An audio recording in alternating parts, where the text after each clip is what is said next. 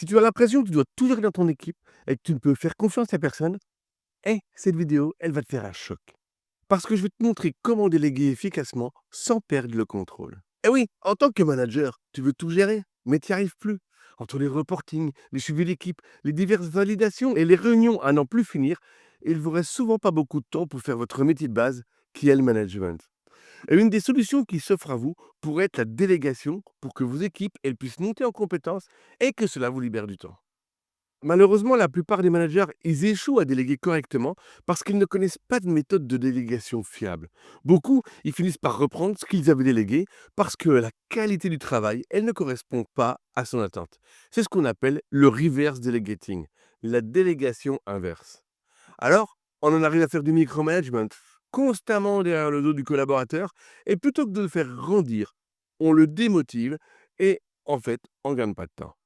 L'intention initiale lorsque l'on veut que quelqu'un fasse un travail à sa place, c'est bien sûr pour gagner du temps, mais c'est également pour faire grandir son équipe et amener de l'autonomie au niveau des collaborateurs.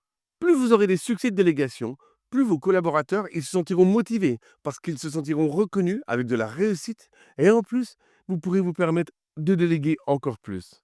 C'est un vrai cercle vertueux qui est relativement facile à mettre en place. Dans cette vidéo, je vais vous expliquer une méthode pour déléguer sans perdre le contrôle en 4 étapes. Et pourquoi il est important de comprendre pourquoi les délégations sont le levier numéro 1 pour retrouver du temps et faire grandir ses collaborateurs. Le problème avec les méthodes standards, c'est qu'elles ne prennent pas en compte l'état d'avancement en autonomie du collaborateur. Elles donnent une méthode simple qui peut marcher une fois sur 4. Parce que ces formations, elles sont théoriques, elles sont basées sur le management, alors qu'elles devraient être basées sur le collaborateur. Ce que je vais montrer dans cette méthode, c'est simple, pratico-pratique, et surtout, vous pouvez le dupliquer pour chacun de vos collaborateurs en prenant soin d'analyser auparavant son niveau d'autonomie. Dans la formation complète, je propose des exemples pour s'entraîner et un plan de délégation qui permet d'avoir une vision globale sur les délégations en cours et préparer c'est l'avenir. Alors, entrons dans le sujet avec les 4 étapes. La première étape, c'est la préparation. C'est ce que je veux déléguer et à qui. Et très souvent, ça s'arrête là et on transfère la tâche au collaborateur. Parce que si on prend un exemple avec Paul, qui est mon équipier à qui je veux déléguer la gestion des fichiers Excel, et que je dis Paul, est-ce que tu peux me faire le fichier Excel des dépenses mensuelles, s'il te plaît? Et encore, ici, on a de la chance. Parce que souvent, on est beaucoup plus directif en disant est-ce que tu peux faire ça? Ou fais-moi ça, s'il te plaît. Et dans la pire des situations, je peux dire le patron voudrait un nom pour le responsable des fichiers Excel. Je lui donne le tien. En termes de motivation du collaborateur et de respect de l'accompagnement, eh ben, on est pas mal. C'est une blague, bien sûr. Malheureusement, c'est ce qu'on voit encore trop souvent.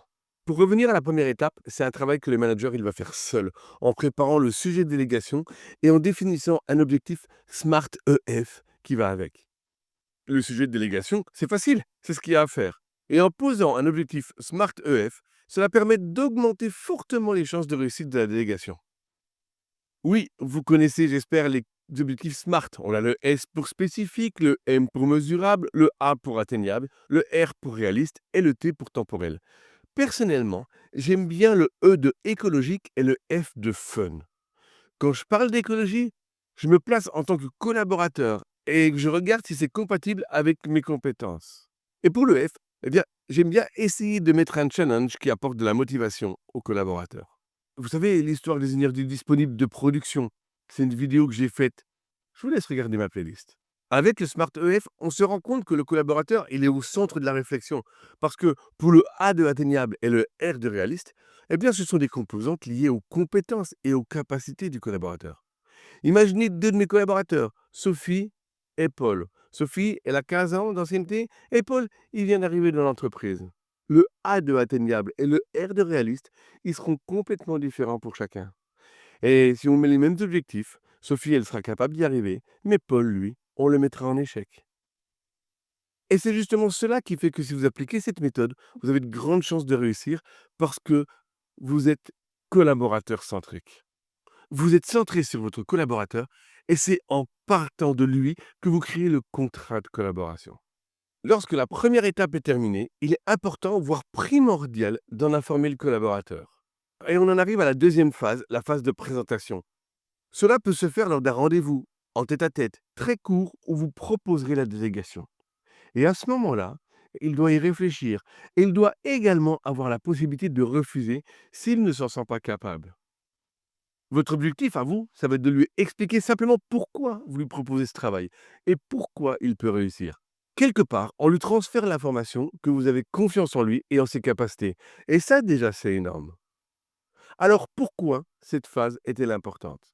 Elle est importante parce qu'on valide l'acceptation du collaborateur en lui laissant le choix. Et on lui laisse prendre une décision dans le calme pour sortir de l'éventuelle émotion de l'annonce. Peut-être qu'il ne se sent pas capable de ce que vous avez proposé. Peut-être qu'il voit cela comme une montagne, en fonction de sa confiance en lui et de son estime de soi. Proposez-lui, en fonction de l'ampleur de la délégation, de réfléchir 1 à 2 jours. Et proposez-lui un rendez-vous qui nous fera entrer dans la troisième phase. La troisième phase, c'est le deuxième entretien. C'est peut-être la phase la plus importante parce que c'est ici, s'il accepte la délégation, que le contrat va s'établir. Tout d'abord, il est important d'entendre sa décision et de l'accueillir. Si on part dans l'idée qu'il a accepté, on va pouvoir ouvrir avec lui des questions ouvertes. Qu'est-ce que tu penses de l'objectif que j'ai proposé? Ce qui permettra éventuellement d'ajuster le A de atteignable.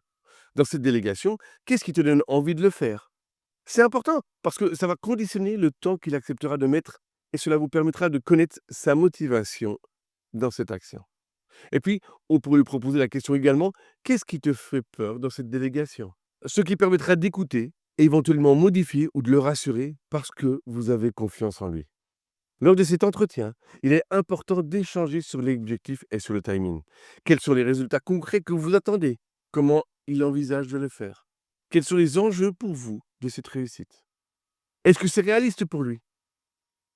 Qu'est-ce qu'il voudrait modifier? Expliquez-lui les bénéfices attendus pour l'équipe et pour les autres, pour l'entreprise et pour les clients.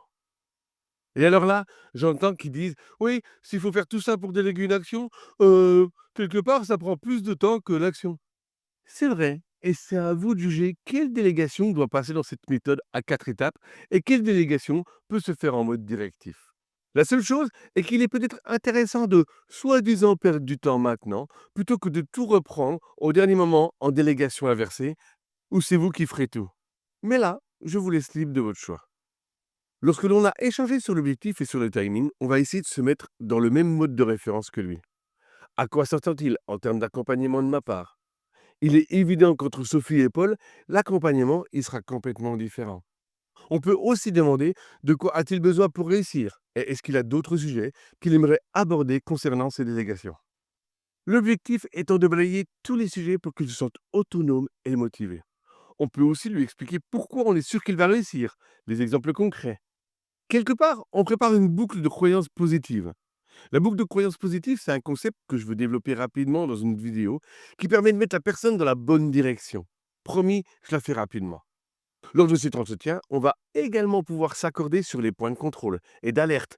Quand et comment on va contrôler et surtout, quand doit-il m'alerter? Et pour finir cet entretien, on remercie le collaborateur en renouvelant sa confiance dans la réussite. Dans ma vie professionnelle, j'ai rarement vu d'entretien de délégation aussi détaillé. Et avec mon expérience, je me rends compte de la puissance de ces 4 étapes et je vous invite vraiment à essayer. On en arrive naturellement à la quatrième phase de l'accompagnement et des éventuels ajustements. Déléguer, ça ne veut pas dire contrôler. Et en fonction du timing établi, eh bien, il faut penser à faire du feedback positif sur ce qui fonctionne. Et penser également, si besoin, à faire du feedback correctif lors d'un autre entretien. L'accompagnement, il se fera au rythme prévu lors de la préparation. Et il est évident que les entretiens avec Paul seront beaucoup plus resserrés qu'avec Sophie, où il se peut qu'elle soit en totale autonomie, et que le seul entretien se fera à la fin pour la remise du travail. Voilà, j'ai déterminé les 4 étapes, et si vous les appliquez, eh bien quelque part, vous ferez partie des quelques managers qui prennent soin de leurs collaborateurs lors d'une délégation et qui sauront gagner du temps et motiver leurs équipes. Et si vous voulez aller plus loin et appliquer cette méthode dans votre quotidien, j'ai créé une formation qui reprend cette méthode en y incluant une partie vidéo et une partie training assistée par IA. Cela permet d'avoir une partie théorique, mais surtout d'apporter une partie pratique où l'on apprend et où on peut tester plusieurs approches. Je vous invite à regarder le lien dans la description qui montre un exemple de formation et je vous invite à me contacter si besoin. J'ai un catalogue complet de formations qui vont de l'intelligence relationnelle à l'intelligence managériale en passant par l'intelligence commerciale. téléchargez l'exemple de formation et vous obtiendrez également un lien pour me contacter ou pour discuter en visio de votre projet. Managez bien, déléguez bien et surtout, prenez du plaisir dans votre job. C'est le moteur de la réussite. Bonne journée.